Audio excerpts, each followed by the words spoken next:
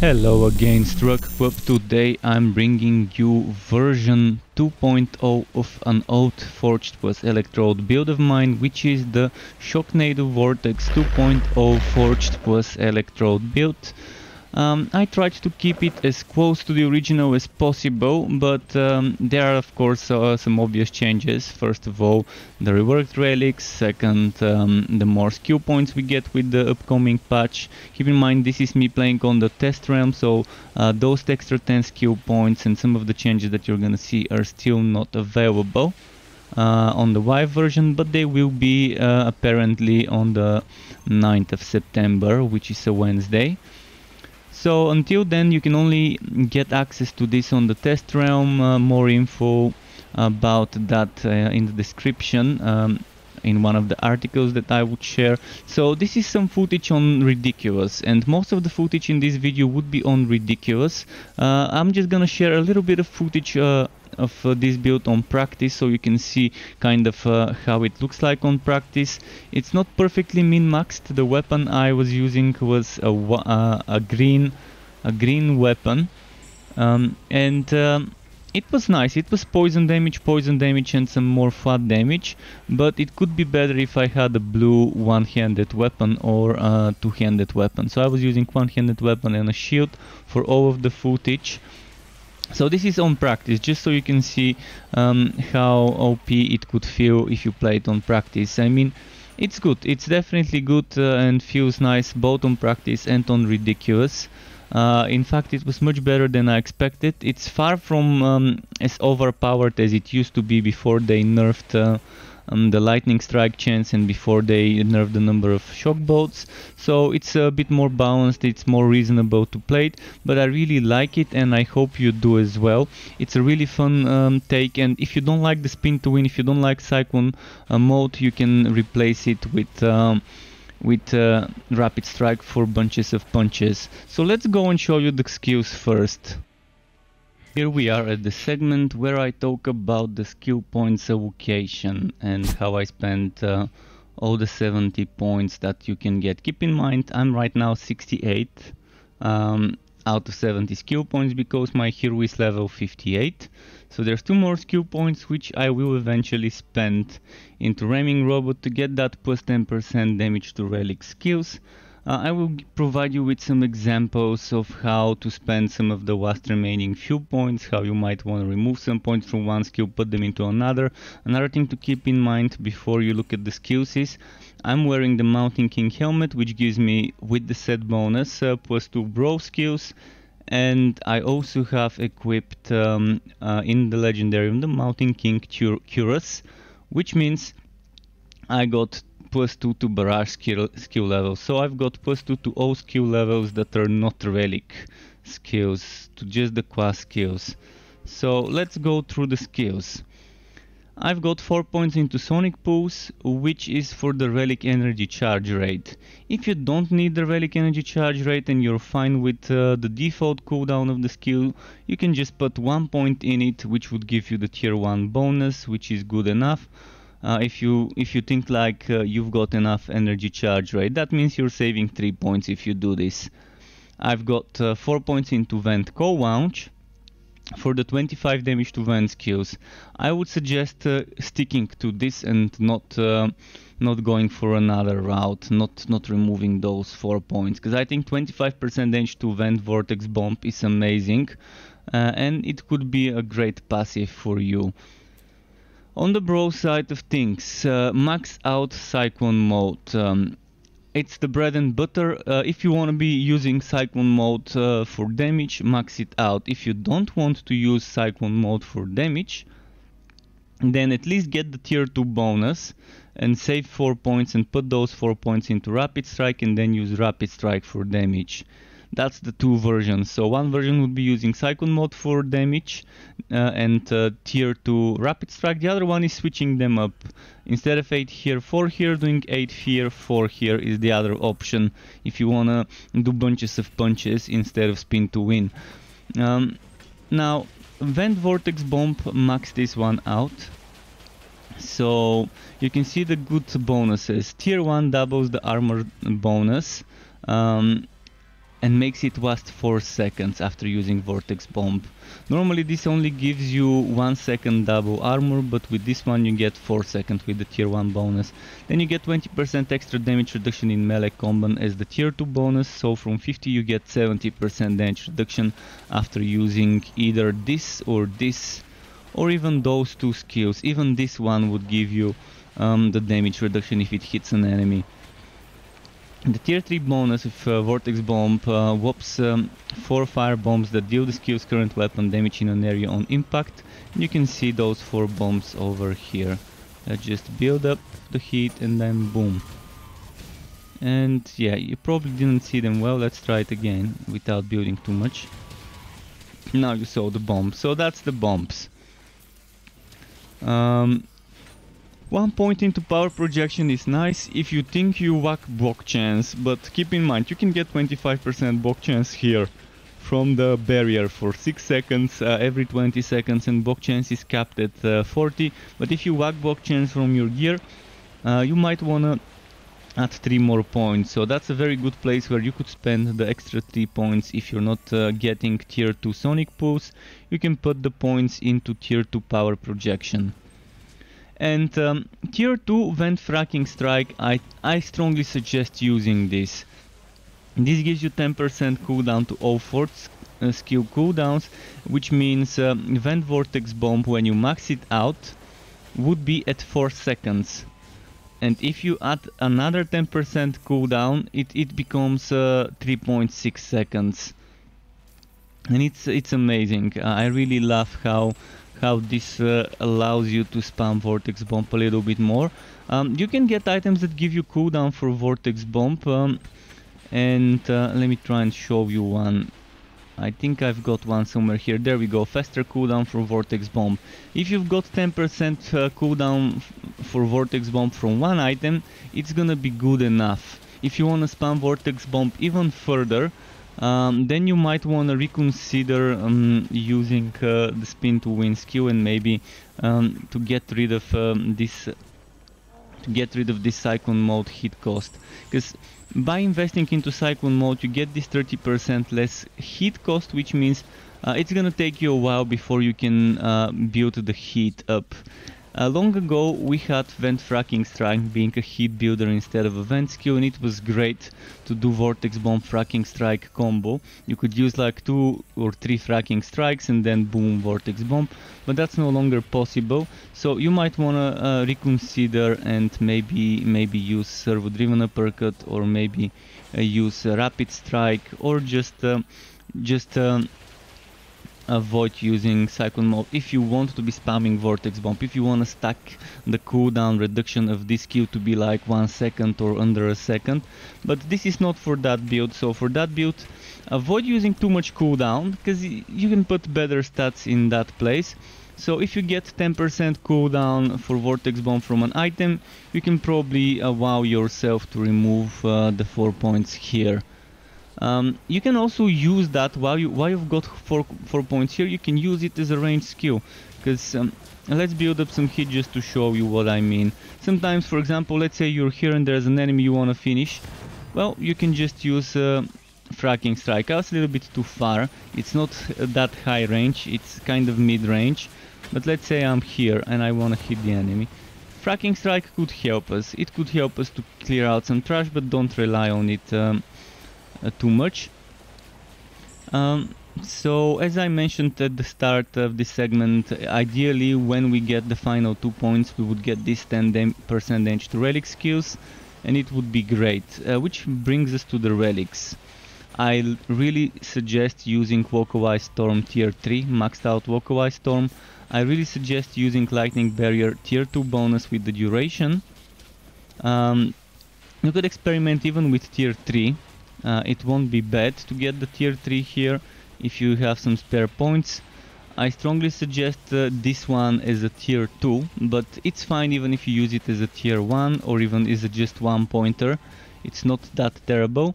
I would suggest Lightning Strike maxed out to get 10% chance, and then I've got 1 point into shocking display, but I think it's kind of underwhelming because it only spawns the boats when the enemies die, and the chance when the skill is maxed out is only 10%. Whether it's worth it or not, I would leave it up to you to decide, but I'm using Tingling Sensation, which is 10% chance to shock enemies on hit for 3 seconds, releasing shock bolts that deal 50% weapon damage. This is only 10%, and when maxed out it's 2 shock bolts, and if you have more shock bolts in gear you can increase that number. It's not much, but it's nice. It's nice because you're hitting enemies so much. You're hitting enemies with your spin2win all the time. You're hitting enemies with this, which can also proc this proc, so this proc can proc this proc, and then you're hitting enemies with the Wideload Cavebreaker, which can also proc those, and I think this is a good synergy, so I would suggest keeping this here. I think it's a great passive.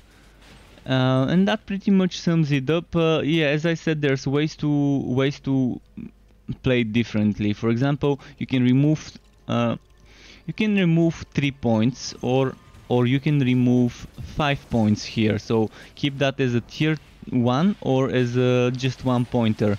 And those 3 or 5 points you can spend elsewhere, like here, like here. You can put more points here, as I said. That pretty much is it for the skills though. Now let's talk about the Legendarium.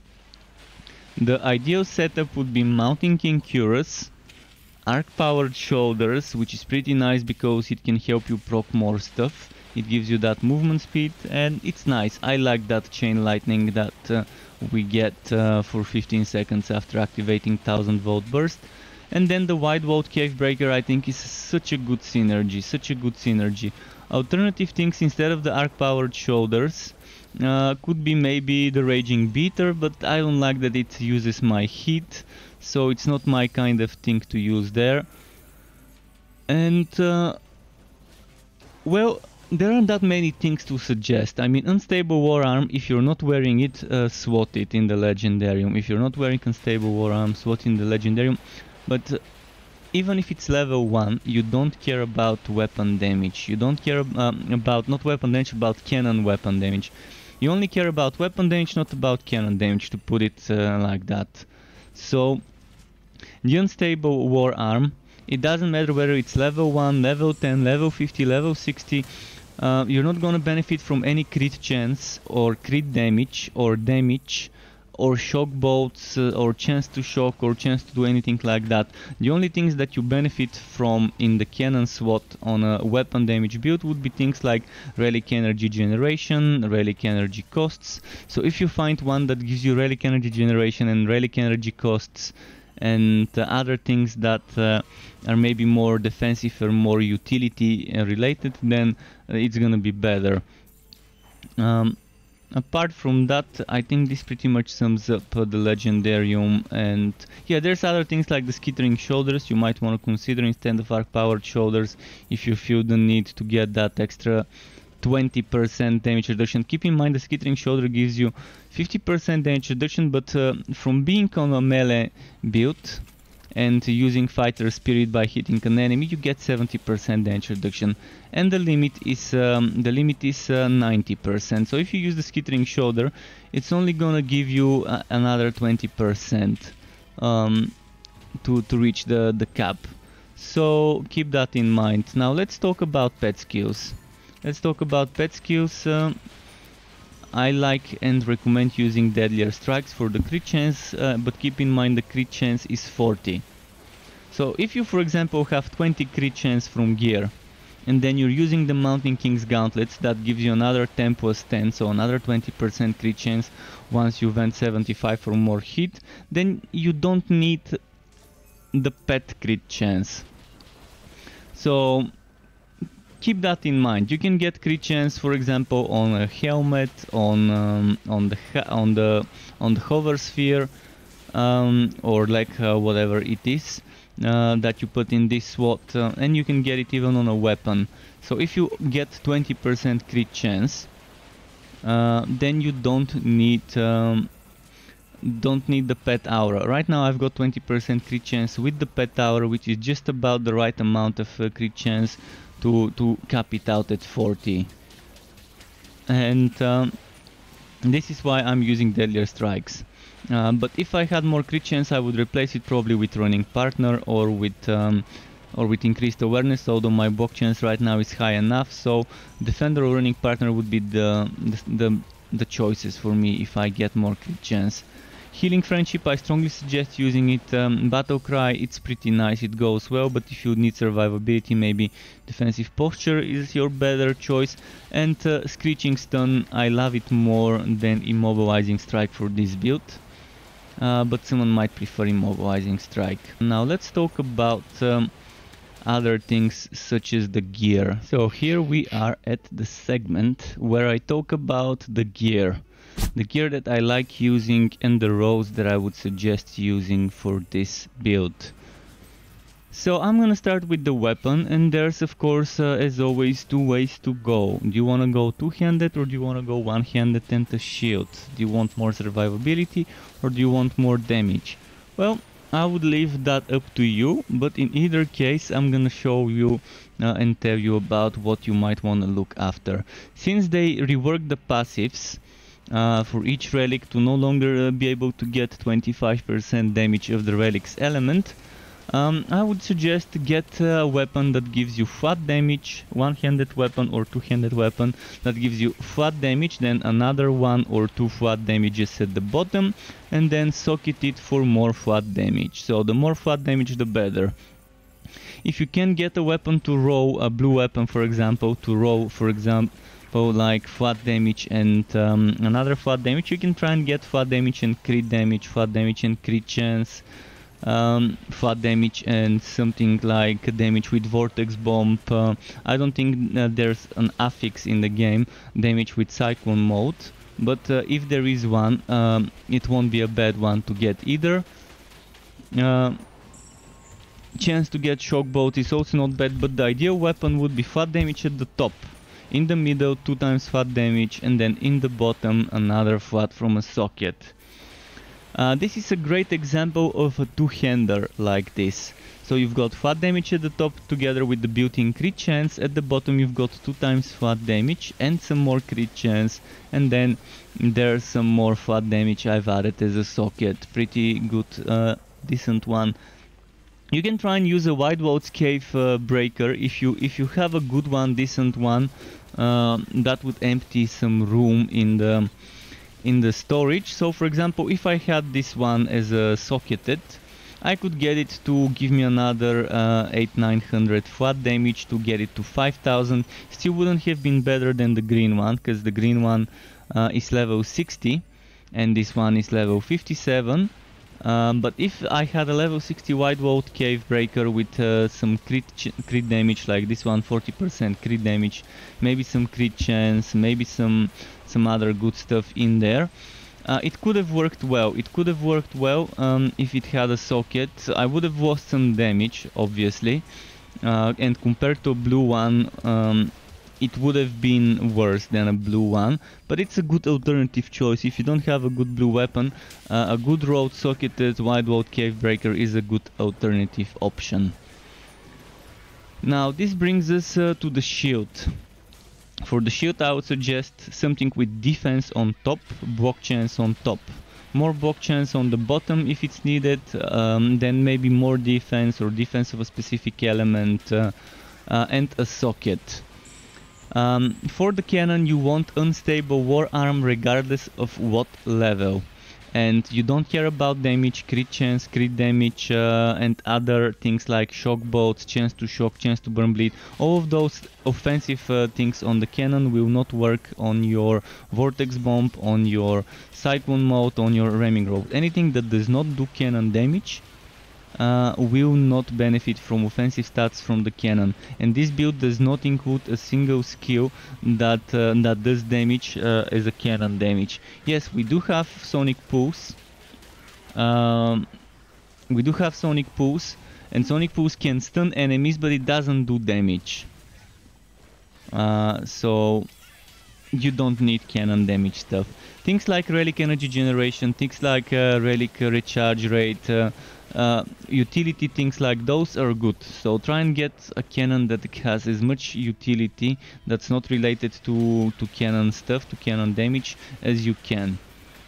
You want the Mountain King helmet equipped. Maybe you can get lucky and get +1 skill level to one of the skills you're using, so you can get an extra skill point.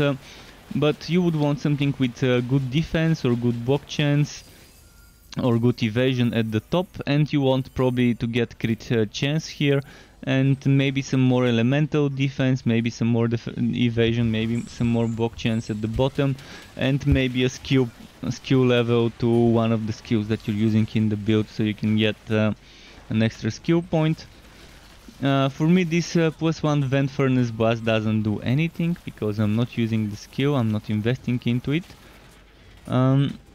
But if I get lucky and get another one, it would be nice. And obviously you want sockets on every piece of equipment.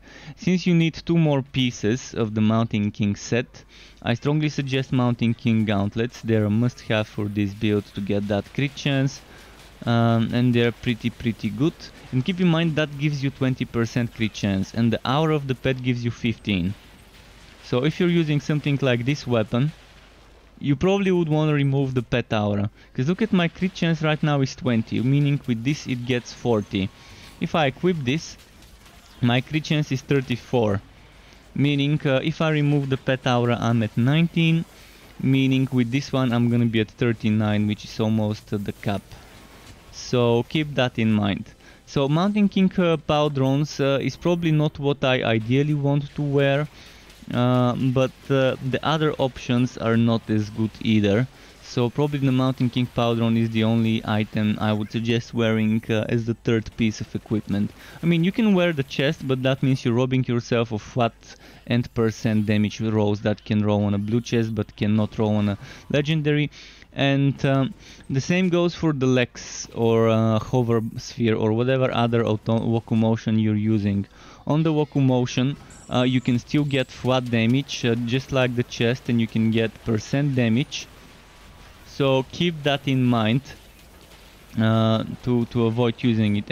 And using that Mountain King leg will not be that great for you. I wouldn't suggest it. Look at the effect of it. I'm gonna try and show you Mountain King wheel. So casting event skill grants you 25 hit, and this is good if you're stacking the cooldown of Vortex Bomb to be like a second or something like that, so you can keep spamming Vortex Bomb. But that's a different build which I'm gonna be attempting sometime eventually when I have the perfect items for it. It's gonna require a lot of cooldown reduction. So avoid using other set items than those 3. Those 3 set items are my ideal best in SWAT, suggested in SWAT items. Blue here, and maybe blue here. If not blue, at least arc powered hatch. It goes very well as a synergy. And yeah, try to get the rolls like Vent Vortex Bomb damage, crit chance, evasion, block chance, HP, defense basic, defense elemental. Avoid gold work, avoid basic attack stuff. Get flat damages here, and maybe a % damage with the flat damage that matches it if you can, if you're lucky. The same goes for this one. And over here you can only get % damage. So just to show you an example of what can drop on a blue one, you can get % poison, physical, fire, electric, ice. You can get % of all the damage types, but only %, not flat. And on the hatch, this one can get flat and %, this one can get flat and %, this one can get only %. So if you decide to go for blue one, you could get this. If you decide to not use a shield, you can use something like a nether skull, but keep in mind with the heat dissipation, you might have troubles building up the heat quickly enough and end up hanging, not having enough heat to be 75 to use that bonus on time. But consider it if you don't need the survivability to use a nether skull along with the one-handed weapon if you want it. And not nether skull, any focus item is good. You can get flat damages, you can get damage to Vortex Bomb, you can get things here that are nice. What did we miss? What did we not talk about? Pet stuff. Pet stuff, I would suggest a Dryad's neckband. I really love a Dryad's neckband. It heals me and the pet while the pet is doing damage. And I would suggest combining a Dryad's neckband with a lot of attack speed, walk chance, and maybe chance to shock on the items of the pet. I suggest token of rapid bartering if you're gonna be farming, if you think you would be sending your pet to the town quicker. If you don't think you would be, that's fine, you can replace it with token of invigoration. If you think your pet would be taking a lot of damage, get Phoenix token, so that you can get the pet resurrect 90% faster. Not reset, but resurrect, but return from Flink 90% faster. So Phoenix token and rapid bartering tokens are nice for me. Alternatively, maybe token of invigoration replaces one of them, or even the Shocknado could replace one of them. The Shocknado doesn't say that it can shock, only that it can deal damage. I wish it could shock, it would have been a great synergy. But yeah, invigoration I really like, along with Phoenix and rapid bartering and Dryad neckband. So make your picks yourself and let me know if you have other preferred choices. Now I think that's pretty much it for the gear. I probably might have missed some stats, so on my website I normally list some of the stats that I would suggest. Let's show you some more gameplay footage. Here we are at the gameplay segment, and this is the part where I show you more footage of the build in action, and I talk about how I rotate my skills. There isn't too much rocket science going on in regards to how to play the build. There are certain skills you might want to use. For example, before starting a fight, it's definitely great to use Sonic Pulse to make the enemies take that increased 40% damage. You might want to use your Lightning Barrier for block chance increase. You might want to use power projection for defense, or maybe you can save power projection to use it as a heal when it's needed if you don't want to start the fight with that defense buff from it. You definitely would want to be using Localized Storm as much as possible when there's elites, or even when there's a bunch of trash mobs and you just want to clear them out quickly. Build hit with Cyclone Mode when it's over 75 or when it's capped at 100. Vent it with Vent Vortex Bomb. I've put on my skill bar Fracking Strike, but this is just, you can put anything there for that one last slot. You can put basic attack, or you can put rapid strike, or you can just leave it empty, whatever you want to put on the final slot. 1000 volt burst, use it when it's ready if you think it's needed, if you think you want that burst, you want that damage. Normally I would save it for a group of elites, a champion or a legendary enemy or a boss fight, but sometimes I would use it on a bunch of trash mobs just so I can clear them out quickly and move on to the next pack of enemies. So ramming robot, of course, is your mobility and escape mechanic, so use it the way you would use such a skill. You can still use it to charge into enemies and do a little bit of damage, maybe proc certain things, but that's not its main purpose for this build. I use it as mobility and escape mechanic, and that's all there is to it for me. So that's pretty much the simplicity of the build. Spin to win, vent Vortex Bomb when needed. Start with Sonic Pulse if you can, or save it for when there's bosses and just ignore it. But I don't see a reason why we wouldn't use Sonic Pulse on a bunch of enemies, even if there isn't an elite. And I really hope you like this new take on the Shocknado Vortex, on the Spin to Win Electrode build. So this pretty much sums up the build. If you'd like to get notified when I upload more content, you can subscribe to my channel and hit that bell button to not miss the content update notifications. The content you would expect to see on my channel is builds and guides and info news videos, as well as other type of content for wooters of all sorts, RPGs, ARPGs, tactical RPGs, shooter wooters, and other things in between. Thanks for watching, keep it cool, Struck Up, and until next time.